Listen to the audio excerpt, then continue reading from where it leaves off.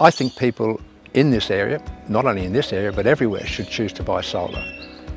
It's much cheaper putting solar on your roof than having money in the bank, or buying investments, in fact, because the solar is an investment and it returns a very good return on income, probably about between 10 and 15% on the money you spend. So whether you borrow the money or invest the money of your own, it's a great return. And you're also doing good things for the environment. That was the secondary point that I wanted.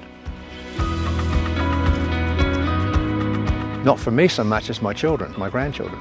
You know, I'm close to the end, possibly, but they're starting. And we do need to look at the environment. So that did form a major part as well. But cost was one thing which really got me started on it. I don't regret putting this on the roof one bit.